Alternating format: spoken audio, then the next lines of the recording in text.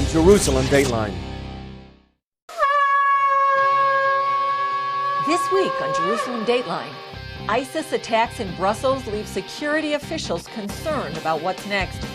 Plus, Israeli Prime Minister Netanyahu says the only way to fight terror is to stand together. And the Book of Esther. What's the message for today? We'll hear one author's take. And Resurrection Sunday at the Garden Tomb.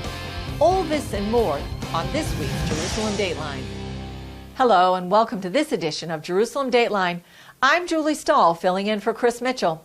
We're going to take you to the Garden Tomb this week, where many believe that Jesus rose from the dead. But first, on a grim note, when will ISIS strike again? That's the question many authorities around the world are asking. Now there are reports that the radical Islamic group has sent 400 fighters to carry out attacks in Europe. All this after ISIS claimed responsibility for the deadly bombings in Brussels. Dale Hurd brings us the story. One day after a series of deadly attacks in Brussels, security was at its highest level, with soldiers checking passengers' belongings at the entrances of some of the metro stations in the city. This woman said, "I am absolutely not annoyed by this. If this needs to continue, there is no problem because it is for our security." 34 people died in the attack. 9 Americans were among the 250 wounded. American missionary Rocky Gathright told CBN News he had just dropped off a friend at Brussels airport when the blast occurred. The second explosion seemed like it was right beside me. All the windows and all the glass just shattered and came exploding out towards the street. Gathright went in to help and minister to victims, and he prayed with an airline employee. Police have identified 2 of the attackers as Khalid and Brahim Bakraoui. The brothers were known to police for past crimes, but nothing related to terrorism. Both blew themselves up in the attack. Khalid Bakraoui had rented an apartment raided by police last week, in an operation that had led authorities to the top suspect in the Paris attack, Salah Abdeslam. The Belgian ambassador to the United States said that in those raids, police discovered evidence a major attack in Belgium was being planned. There were indications that something was in the offing. A lot of heavy weapons have been found, which is an indication that something was perhaps being planned for the next few days. But Belgian police were still not able to prevent an attack, and it has cast a spotlight on what some have called a shocking level of unpreparedness by Belgian authorities. An unnamed Belgian official told BuzzFeed News, "We just don't have the people. We don't have the infrastructure to properly investigate or monitor hundreds of individuals suspected of terror links, as well as pursue the hundreds of open files and investigations we have. It's literally an impossible situation, and honestly, it's very grave." A senior U.S. official reportedly said that Belgian authorities know they're sitting on a time bomb. Dale Hurd, CBN News. Israeli Prime Minister Benjamin Netanyahu says there's no difference between ISIS terrorism in Brussels and Palestinian terrorism in Israel. Israel has been fighting terrorism for decades, and security experts say the mindset against terrorism in Europe has to change. Israeli Prime Minister Benjamin Netanyahu said there's a common thread running through terror attacks around the world. The chain of attacks from Paris to San Bernardino, to Istanbul, to the Ivory Coast, and now to Brussels, and the daily attacks in Israel. This is one continuous assault on all of us. Netanyahu's remarks came days after 3 Israeli tourists were murdered by a suicide bomber in Istanbul. Netanyahu said there's no way to resolve the so-called grievances that terrorists have against the West. It's not as if we could offer them Brussels or Istanbul or California or even the West Bank. That won't satisfy their grievances, because what they seek is our utter destruction and their total domination. Their basic demand is that we should simply disappear. Netanyahu said the only way to defeat terrorism is to come together and fight it with political unity and moral clarity. CBN's European reporter Dale Hurd said he calls Brussels the jihadi barracks of Europe. He wondered why an attack like this didn't happen sooner. Security has been so lax there. It's a very easy target. I always wondered, do they really think that they're never going to be hit? Hurd said Belgium will need help to deal with the threat. We used to joke that if you walked through Brussels airport with a hand grenade and you dropped it, a soldier would stop you and hand it back to you, okay? Even after 9/11, I thought security was, frankly, a joke. And I'm not sure Belgium is up to the job to handle this. Israel's Ben Gurion Airport is considered one of the most secure in the world. That's a result of several Palestinian terror attacks on Israeli planes and passengers in the 1970s. In Israel, we have paid a heavy price in blood, and therefore we made a decision that there's zero tolerance for terrorist attacks in our airports. So we are willing to spend the money in extra security, that the citizens themselves are willing to take the extra few minutes to be questioned and to be patient when going through these security systems. One Swedish tourist had this to say about Israel. I feel more secure here than in Sweden. Hebrew University security expert Simon Perry said Europe must make the same investment as Israel. In Europe, apparently, the governments have not felt there was a need until now to provide such expensive security, and the citizens themselves didn't feel that there was a need. Once there will be a decision that there is zero tolerance for attacks in airports, I'm sure that the European governments will implement similar security systems in the airports in Europe. Coming up, the Book of Esther. Does it have a message for today? We're here in the Garden Tomb, where many people believe Jesus rose from the dead nearly 2,000 years ago. We'll talk more about that in a moment, but first, we want to take you nearly 500 years earlier to ancient Persia. That's modern-day Iran. On the Jewish calendar, it's the holiday of Purim, described in the Book of Esther. That's when Israelis and Jewish people around the world celebrate the Jewish victory over wicked Haman, who wanted to destroy them. I want to show you this sticker. It says, "The Persian Empire, one Jewish woman, guess who wins?" And if you've read the Book of Esther, you know the answer. The sticker comes from the book God and Politics in Esther, written by Yoram Hazony. I spoke with Yoram recently. He believes the Book of Esther has a message for today. Well, the Book of Esther is kind of about the end of the world. Jerusalem's destroyed. There are no more prophets. God has stopped speaking to people, and you can't see him anywhere. The kingdom's gone. The armies are gone. All the glory that was Jerusalem and Israel is gone. And the Jews are scattered throughout the Persian Empire. And the question of the Book of Esther is, can there be any hope in this kind of a world of despair? Something that ought to be able to speak to us today. So how does the Book of Esther relate to the situation in the world today, to politics in the world today? Well, Esther gives us a world that is actually a lot like our own. We don't see the parting of the Red Sea, none of these grandstand miracles. And still we're supposed to see God in the world acting in a world that looks terribly corrupt. And it speaks to this. This is our world that's being described here. How are we supposed to see God in this world? How do we relate to God in this world? Esther is a young woman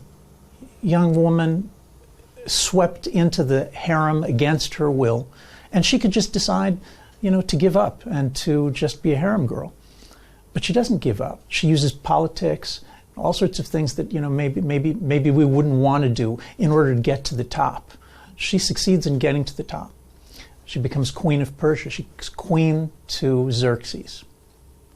Now the question is this. We all like favor. We all like political favor. We love it when people love us. And Esther does too. She loves being queen. But the question is, when it comes down to it, and you need to do something to throw away that favor, throw away political favor in order to do the right thing, do you have it in you? According to the Book of Esther, that's the key to saving your soul. And how does that relate to, okay, you mentioned it a little bit, but how does that relate to the idea or the concept that God is sovereign? Esther is all about God's kingship. But the question is, does God, when you're a king, right, when you're king of a nation, do you do every single little thing? Or do you have ministers and generals and advisors and assistants who go and do the work for you? Now, that idea of God's kingship in Hebrew scripture, that's the idea that God needs deputies, that God can't do it alone. And that you see that throughout the Hebrew Bible, God can never do it alone. God always works through human beings. What do you believe that God is calling people, Jews, Christians, whoever, to do today in response to the message of Esther? First of all, Esther tells us that, teaches us that in every place where we are, no matter how small we feel, we may have a role to play. And it's up to us to find that role, to use whatever resources and skills and abilities we have, to be willing to sacrifice, to make sacrifices in our standing, in our personal place, in order to find the right thing and to do it. And people talk about, really we should have done more during the Holocaust. And of course we should have done more. Lots of people should have done more during the Holocaust. There's so many persecuted peoples in the Middle East. And these are people, they need us to step forward. Is there anything you'd like to add? I think it's important to identify with the emotions that Esther goes through, because we can learn so much from it. She has to go into to the king. She knows that her chances of succeeding in convincing him to save her people are almost zero. To learn that, to understand, to internalize it and understand what it means for us, how each of us can prepare ourselves to sacrifice the things that we know and love in order to do the right thing. That's real soul work. That's real work on your soul.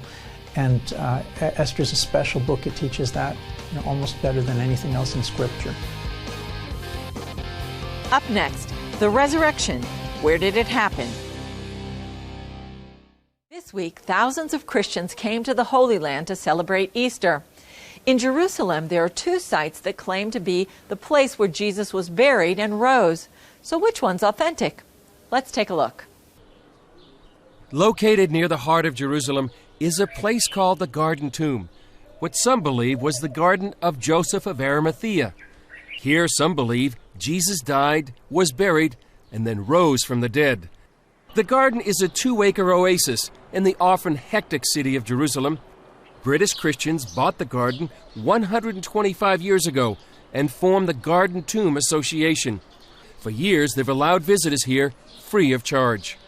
Richard Murrian is the director of the Garden Tomb. What we do have here in the garden is a perfect representation of the biblical account at the end of the 4 Gospels. Everything in those 4 Gospels matches what we show people here in the garden. Today, nearly 250,000 visitors pour into the Garden Tomb each year. Guide Steve Bridge took CBN News on a tour visitors get when they come to the garden. What we plot out is the basic geography that we have in the Bible. Jesus was crucified outside of the city walls at a place called Golgotha. And in the immediate area to where Jesus was crucified, there was a garden that belonged to a rich man by the name of Joseph of Arimathea. We came first to the place the Bible calls Golgotha, where the book of Matthew says, "And when they had come to a place called Golgotha, that is to say, place of a skull." What are some of the main questions that people ask you when they come here? I mean, some of the main questions, certainly from Christian groups, would be around, can we be certain that this is the place where Jesus died and where he was raised to life? People often ask about how come there are 2 places, there's here and there's the Holy Sepulchre. The question arises because some believe Jerusalem's Church of the Holy Sepulchre is the actual place of the crucifixion and resurrection, not the Garden Tomb. Constantine's mother, Queen Helena, helped build the church in 326 AD. The archaeological weight supporting the church's claim is substantial. For example, the Roman Emperor Hadrian built a temple on the site in the 2nd century because local Christians venerated the site as the place of Golgotha. But the evidence for the garden can be compelling too. The Gospel of John says, At the place where Jesus was crucified, there was a garden. If you have a garden, you need lots of water, especially in the dry Middle East. The garden tomb contains one of the oldest and largest cisterns in Jerusalem. It's 2,000 years old and holds about 200,000 gallons of water. So the tomb that we have here is typical of a first century Jewish rolling stone tomb. It's dated as being at least 2,000 years old, possibly older. In the garden, the Bible also says there was a tomb. It is carved out of the solid rock. It's a man-made tomb, and that's how the Bible describes the tomb in which Jesus' body was lain. This channel that you can see in front of the tomb entrance is where the stone would have sat that would have been rolled across to seal the entrance to the tomb. So finally, the most important thing about this tomb itself is that it's empty. So why don't we go inside and have a look? Okay. What we're looking at when we look in this direction is through into the burial chamber itself. And what you have inside the burial chamber are these two areas where a body would be lain, one just down here and one on this side. The tomb itself seems to fit the Bible's description. But whether the garden tomb or the Church of the Holy Sepulchre is the site of the resurrection of Jesus, many Christian pilgrims take with them a profound affirmation of their faith. I'm a Bible teacher in the States, and I have so many pictures and things to go back and to show them, and want to just take some of this passion back that Jesus is who he says he is, and he is the Son of God, and he did walk this earth. As people look forward to Easter, those at the garden tomb stress it's not the place, it's the person. The Bible writers really weren't that interested in establishing where Jesus died. The Bible writers themselves were much more interested in Jesus Christ himself, who he is, why he died. And that's what we want people to take away, that the tomb is empty. And we as Christians of all the world faiths serve a living God who has overcome death, who has dealt with the sin in our life. And Jesus is the centrality of our Christian faith, is he not?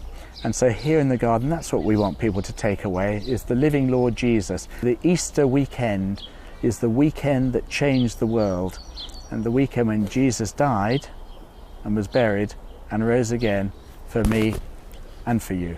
Chris Mitchell, CBN News, Jerusalem. Up next, the amazing story behind the film Ben-Hur. For many, watching the movie Ben-Hur has become an Easter tradition. There's a remake of the film due out later this year, but there's an amazing story behind the film. Everything about Ben-Hur is larger than life, as you're about to see. The 1959 blockbuster Ben-Hur made history with a record 11 Academy Awards.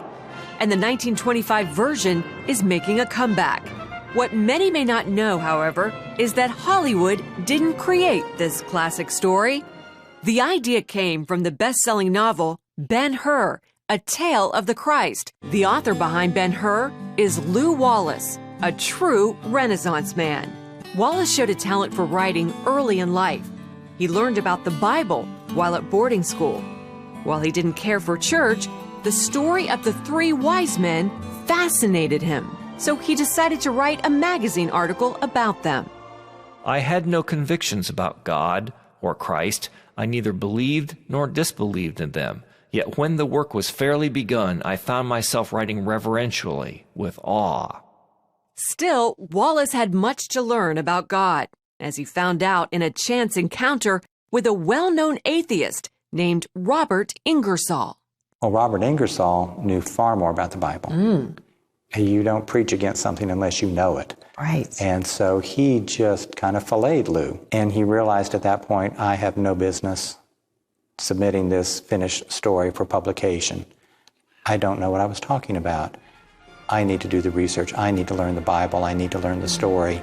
Early in his research, Wallace created the fictional character of Judah Ben-Hur, telling how he witnessed the real-life events leading up to the death and resurrection of Christ. Wallace soon began to see God through the eyes of his character. The book became the best-selling novel of the 19th century.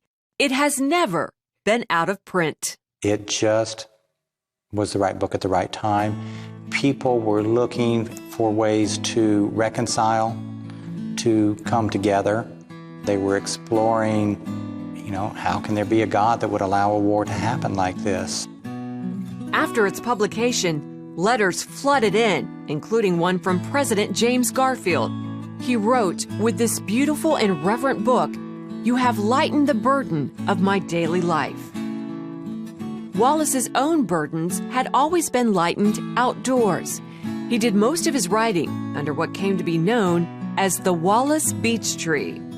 Its spreading branches droop to the ground, weighed down by their wealth of foliage, and under them I am shut in as by the walls of a towering green tent. That famous Wallace Beech Tree is no longer here. It actually died shortly after Wallace did and was replaced by this bronze statue of him behind me. But right over here is a building that Wallace dreamed about for decades, but never had the resources to build until the success of Ben-Hur. Lou built this as his private retreat. Wallace designed this 19th century man cave where he spent his golden years, writing every day until his death in 1905. His grave marker is inscribed with a quote from Ben-Hur by one of his beloved wise men. I would not give 1 hour of life as a soul for 1,000 years of life as a man. Wendy Griffith, CBN News, Crawfordsville, Indiana. That's all for this edition. Thanks for joining us. Remember, you can follow us on Facebook, Twitter, and Instagram. And remember to watch the Resurrection Sunrise Service live on EasterSunriseService.com. I'm Julie Stahl. We'll see you next time on Jerusalem Dateline.